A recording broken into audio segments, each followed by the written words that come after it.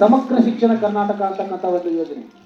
So ಹಾಗಾದ್ರೆ ಕೇಂದ್ರ budget 2018-19ರಲ್ಲಿ ಶಾಲಾ ಶಿಕ್ಷಣವನ್ನ ಎಲ್ಲಿಂದ ಪ್ರಾರಂಭ ಮಾಡಬೇಕು ಅಂತಕ್ಕಂಥ ಅವರ ವಿಚಾರಧಾರೆ ಇರುತ್ತೆ ಅಂತಂದ್ರೆ ಪ್ರೀ ನರ್ಸರಿಯಿಂದ, ಅಂದ್ರೆ ಶಾಲಾ ಪೂರ್ವ ತರಗತಿಯಿಂದ ಅಪ್ ಟು PUC ವರೆಗೂ, ಪದವಿ ಪೂರ್ವ ಹಂತದವರೆಗೂ ಆ ಮಗು ಒಂದೇ ಸ್ಕೂಲ್ನಲ್ಲಿ ಕಲಿಬೇಕು.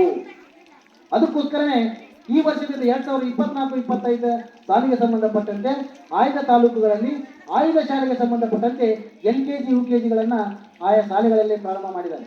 ಅಂದ್ರೆ ಪ್ರಾರಂಭ ಮಾಡಿದ ಏನೇನು ಅದರಿಂದ ಸಾಧಕ ಬಾಧಕಗಳನ್ನ ಗುರುತಿಸಲಿಕ್ಕೆ ಸರ್ಕಾರದವರು ಆಯ್ದ ಶಾಲೆಗಳಿಗೆ LKG UKGಗಳನ್ನ ಪ್ರಾರಂಭ ಮಾಡಿರ್ತಕ್ಕಂಥದ್ದು. ಅಂದ್ರೆ ಒಂದು ಮಗು LKGಗೆ ದಾಖಲಾತಿ ಬಂತು ಅಂದಮೇಲೆ ಅಪ್ ಟು ಆ ಮಗು ಎಲ್ಲಿವರೆಗೂ PUC ವರೆಗೂ ಅದೇ ಶಾಲೆಯಲ್ಲಿ ಕಲಿಬೇಕು. ಉದ್ದೇಶ ಇಷ್ಟೇ.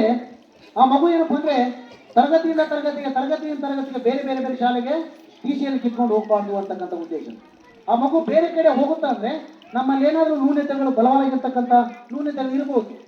ಸೊ ಉದಾಹರಣೆಗೆ ಅಲ್ಲಿ ಕಲಿಕೆಗೆ ಬೇಕಾಗಿರ್ತಕ್ಕಂಥ ಸರಿಯಾದ ಬೋಧನೋಪಕರಣ ಇಲ್ಲದೆ ಇರ್ಬೋದು, ಅಥವಾ ಅಲ್ಲಿ ಕಟ್ಟಡ ವ್ಯವಸ್ಥೆಗಳಿರ್ಬೋದು, ಶಿಕ್ಷಕರ ಕೊರತೆ ಇರ್ಬೋದು.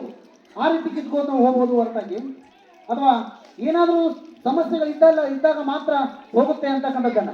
ಎಂಥ ಸಮಸ್ಯೆ ಇರ್ಬೇಕಂದ್ರೆ ಇಲ್ಲಿ ಯಾವುದೂ ಸಮಸ್ಯೆ ಇಲ್ಲ ಅಂದಮೇಲೆ ಆ ಮಗು ಬೇರೆ ಕಡೆ ಹೋಗುತ್ತಾ ಅಂತಂದ್ರೆ ಏನು ಬರವಾದ ಕಾರಣ ಇರ್ಬೋದು ಅಂದ್ರೆ ಏನಾದ್ರೂ ಅವ್ರ ತಂದೆ ತಾಯಿ ನೌಕರಿ ಇದ್ಕೊಂಡು ಬೇರೆ ಕಡೆ ಏನಾರ ಸ್ಥಳಾಂತರಗೊಂಡಾಗ, ವರ್ಗಾವಣೆಗೊಂಡಾಗ ಆ ಮಗುವನ್ನ ಈ ಶಾಲೆಯಿಂದ ಬೇರೆ ಶಾಲೆಗೆ ಕರ್ಕೊಂಡು ಹೋಗ್ಬೇಕು. ಹೆಂಗಾಗ್ಬಿಟ್ಟಿದೆ ಅಂದ್ರೆ ಆ ಶಾಲೆ ಒಳಗೆ ಏನು ಕಲಿಸೋದಿಲ್ಲ ಅಂತಕ್ಕಂಥ ವಿಚಾರವಾಗಿ ಏನು ಅಂತಂದ್ರೆ ಮಕ್ಕಳನ್ನ ಬೇರೆ ಶಾಲೆಗೆ ಕಿತ್ಕೊಂಡು ಹೋಗಿರ್ತಕ್ಕಂಥ ಸಂದರ್ಭಗಳನ್ನು ನಾವು ನೀವೆಲ್ಲ ಗಮನಿಸಿರ್ಬೋದು. ಉದ್ದೇಶ ಇಷ್ಟೇ. ಈ ಶಿಕ್ಷಣ ಅಂತಕ್ಕಂಥ ಒಂದು ರಥ ಚೆನ್ನಾಗಿ ಸಾಗಬೇಕಂದ್ರೆ ಇಲ್ಲಿ 3 ಕಗಳ ಅವಶ್ಯಕತೆ ಬಹಳ ಇದೆ. 3 ಕಗಳು ಚೆನ್ನಾಗಿ ಹೊಂದಾಣಿಕೆಯಿಂದ ಕಾರ್ಯನಿರ್ವಹಿಸಿದಾಗ ಮಾತ್ರ ಶಿಕ್ಷಣ ಅಂತಕ್ಕಂಥ ಒಂದು ರಥವನ್ನ ಎಷ್ಟು ಬೇಕಾದ್ರೂ ಅಷ್ಟು ವಿಜೃಂಭಣೆಯಿಂದ ನಾವು ನಡೆಸಬಹುದು ಅಂತಕ್ಕಂಥದ್ದು. ಮೊದಲನೇದಾಗಿ ಬರ್ತಕ್ಕಂಥದ್ದೇ ಪಾಲಕ. ಇವ್ರು ಬೇಸ್ ನಮಗೆ. ಪಾಲಕರು ಎಷ್ಟು ಜಾಗೃತರಾಗ್ತಾರೋ ಮಕ್ಕಳ ಕಲಿಕೆ ಅಷ್ಟು ಜಾಗೃತ ಆಗಲಿಕ್ಕೆ ಸಾಧ್ಯ ಆಗುತ್ತೆ ಅಂತಕ್ಕಂಥದ್ದನ್ನ ಹೇಳಿಕ್ಕೆ ಇಷ್ಟಪಡ್ತೀನಿ. ಸೊ ಇಲ್ಲಿ 2024-25 ಸಾಲಿಗೆ ಸಂಬಂಧಪಟ್ಟಂತೆ 170 ವಿದ್ಯಾರ್ಥಿಗಳು ಈ ಶಾಲೆಯಲ್ಲಿ ಓದ್ತಾ ಇದ್ದಾರೆ. ಅದರ ಪಾಲಕರ ಸಂಖ್ಯೆಯನ್ನು ನೋಡಿದಾಗ ಬೆರಳೆಣಿಕೆಯಲ್ಲಿ ಮಾತ್ರ ಇದ್ದಾರೆ. ಅಂದ್ರೆ ನಮ್ಮ ಮಕ್ಕಳ ಶಿಕ್ಷಣಕ್ಕೋಸ್ಕರ ನಾವು ಎಷ್ಟು ಒತ್ತನ್ನು ಕೊಡ್ತೀವಿ ಅಂತಕ್ಕಂಥದ್ದನ್ನ ನಾವು ನೀವೆಲ್ಲರೂ ಇಲ್ಲಿ ಚಿಂತನೆ ಮಾಡಬೇಕಾಗಿದೆ.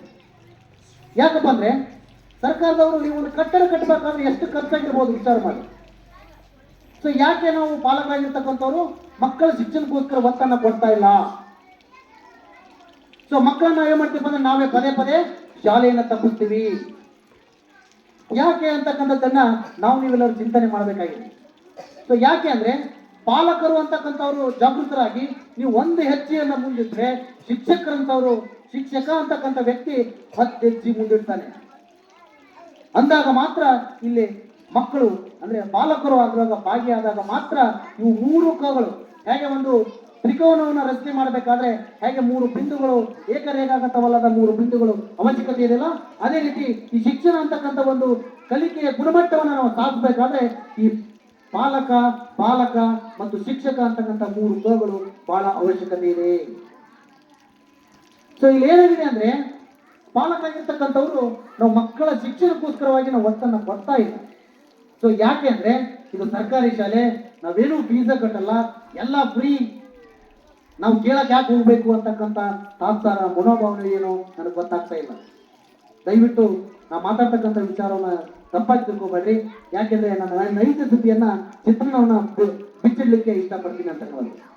ಉದಾಹರಣೆಗಾಗಿ ನನ್ನ ಮಗುವನ್ನ ಪ್ರೈವೇಟ್ ಶಾಲೆಗೆ ಹಚ್ಚಿದ್ರೆ ಆ ಮಗುವನ್ನ ಹೇಗೆ ನಾನು ಜವಾಬ್ದಾರಿಯಿಂದ ಯಾವ ರೀತಿ ಚೆನ್ನಾಗಿ ಅದಕ್ಕೆ ಏನೇನು ಸವಲತ್ತುಗಳು ಬೇಕು, ಏನೇನು ಉಪಕರಣಗಳು ಬೇಕು, ಯಾವ ರೀತಿ ನಾವು ತಯಾರಿ ಮಾಡಿ ಬಸ್ಸಿಗೆ ಹತ್ತಿಸಿ ಚೆನ್ನಾಗಿ ನಾನು ಕಳಿಸ್ತೀನಿ. ಅಲ್ಲೇ ಲಕ್ಷ ಗಂಟಲೆ 1000 ಗಂಟೆ ನಾವು ಏನ್ ಮಾಡ್ತೀನಿ ಅಂದ್ರೆ ಫೀಸನ್ನ ಕಟ್ತೀನಿ, ಡೊನೇಷನ್ ಕಟ್ತೀನಿ. ಸೊ ಶಾಲಾ ಫೀಸ್ ಇಷ್ಟು, ಬಸ್ ಫೀಸ್ ಎಷ್ಟು, ಪಠ್ಯ ಪುಸ್ತಕದ ಫೀಸ್ ಎಷ್ಟು, ಡ್ರೆಸ್ ಫೀಸ್ ಎಷ್ಟು, ಇಷ್ಟೆಲ್ಲ ಕಟ್ಟಿದ್ರು ನಾವು ಏನ್ ಮಾಡ್ತೇವೆ ಅಂದ್ರೆ ಅಷ್ಟು ಚೆನ್ನಾಗಿ ನಾವು ಹೋಗಿ ಮಕ್ಕಳನ್ನ ಯಾವ ರೀತಿ ನಾವು ಶಾಲೆಗೆ ಕಳಿಸ್ತೀವಿ. ಅದೇ ನಮ್ಮ ಸರ್ಕಾರಿ ಶಾಲೆಗೆ ಬರ್ತಕ್ಕಂಥ ಮಕ್ಕಳನ್ನ ಯಾರಾದ್ರೂ ಒಬ್ಬರಾದ್ರೂ ಆ ರೀತಿಯಾಗಿ ತಯಾರಿ ಮಾಡಿ ಕಳಿಸಿದ್ದು ಉದಾಹರಣೆ ಅಂತಾರೆ ನೀವೇ ಇಲ್ಲಿ ಇರ್ತಕ್ಕಂಥ ಪಾಲಕರು ಗಮನಿಸ್ರಿ ಅಂತಕ್ಕಂಥದ್ದನ್ನ ಹೇಳಿಕ್ಕೆ ಇಷ್ಟಪಡ್ತೀನಿ.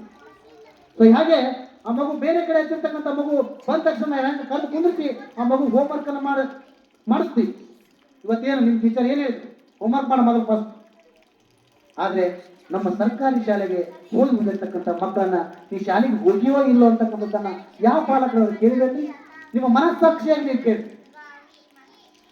ಸೊ ಹಾಗೇನೆ ಅದಕ್ಕೋಸ್ಕರ ಇಲ್ಲಿ ಏನಾಗ್ತದೆ ಅಂದ್ರೆ ಇಲ್ಲಿ ಮಕ್ಕಳಿಗೆ ಏನಾಗ್ತದೆ ತಿಳುವಳಿಕೆ ಸಾಮರ್ಥ್ಯ ಇರೋದಿಲ್ಲ. ಹಂತ ಹಂತವಾಗಿ ಮಕ್ಕಳಿಗೆ ತಿಳುವಳಿಕೆ ಸಾಮರ್ಥ್ಯ ಬರ್ತೈತಿ. ಸೊ ಹಾಗಿದ್ದಾಗೆ ಪಾಲಕರಾಗಿರ್ತಕ್ಕಂಥ ಮಕ್ಕಳನ್ನ ಬಹಳ ನಾವು ಜಾಗರೂಕತೆಯಿಂದ ಬೆಳೆಸಬೇಕು ಅಂತಕ್ಕಂಥದ್ದು. ಯಾಕಂದ್ರೆ ಮಕ್ಕಳಲ್ಲಿ ಕಲಿಕೆ ಯಾವ ರೀತಿ ಇರುತ್ತಂದ್ರೆ ಒಂದು ಅನುಕರಣ ಕಲಿಕೆ ಇರುತ್ತೆ. ಸೊ ನಾವು ಹೆಂಗ್ ಮಾಡ್ತೀವಿ, ಆ ಮಗು ತನ್ನ ಆಟ ಚಟುವಟಿಕೆಯಲ್ಲಿ ತಾವು ಮಕ್ಕಳಿಗೆ ಆಟ ಆಡ್ತಿರ್ಬೇಕಾದ್ರೆ ಅದು ಅಭಿನಯವನ್ನ ಮಾಡ್ತಾ ಇರುತ್ತೆ. ನೀವು ನೋಡಿ, ಉದಾಹರಣೆಗೆ ಮಕ್ಕಳನ್ನ ಸೂಕ್ಷ್ಮವಾಗಿ ನೀವು ಗಮನಿಸಿ ದೂರ ತಗೊಂಡು ಅವ್ರು ಏನಾದ್ರು 4-5 ಮಕ್ಕಳು ಆಟ ಆಡ್ತಿದ್ರಪ್ಪ ಅಂದ್ರೆ ಅವ್ರು ಹೇಳ್ತಾರ, ಇದು ಹೊಲ ಅಂತ, ನಾನು ನೀರು ಬರ್ತೀನಿ, ನೀರು ಹಾಕುನು, ಗಳೆ ಹೊಡಿತೀನಿ, ಇದು ಟ್ಯಾಕ್ಟ್ರಿ ಇದಂದ್ರೆ ಆ ಮಗು ಏನ್ ಮಾಡ್ತಪ್ಪ ಅಂದ್ರೆ ನಾವು ದಿನನಿತ್ಯ ನಾವೇನು ಕಾರ್ಯ ಚಟುವಟಿಕೆಯನ್ನ ಕೈಗೊಳ್ತೀವೋ ಆ ಮಗು ಅದನ್ನ ಅಬ್ಸರ್ವ್ ಮಾಡ್ತಾ ಇರುತ್ತೆ, ಗಮನಿಸ್ತಾ ಇರುತ್ತೆ. ಮಗುವಿನಲ್ಲಿ ಅನುಕರಣ ಕಲಿಕೆ ಇರುತ್ತೆ. ನಮ್ಮ ಸರ್ ಹೆಂಗಿರ್ತಾರೆ ಹಂಗೆ, ನಮ್ಮ ಟೀಚರ್ ಹೆಂಗಿರ್ತಾರೆ ಹಂಗೆ, ನಮ್ಮ ಅಪ್ಪ ಹೆಂಗಿರ್ತಾನೋ ಹಂಗೆ, ನಮ್ಮ ಅವ್ವ ಏನ್ ಮಾಡ್ತಾಳೋ ಹಂಗೆ. ಸೊ ಅದಕ್ಕೆ ಪಾಲಕರಾಗಿರ್ತಕ್ಕಂಥವ್ರು ಮಕ್ಕಳನ್ನ ಬೆಳೆಸ್ಬೇಕಾದ್ರೆ ಬಹಳ ಜಾಗರೂಕತೆಯಿಂದ ಇರಬೇಕು ಅಂತಕ್ಕಂಥದ್ದು.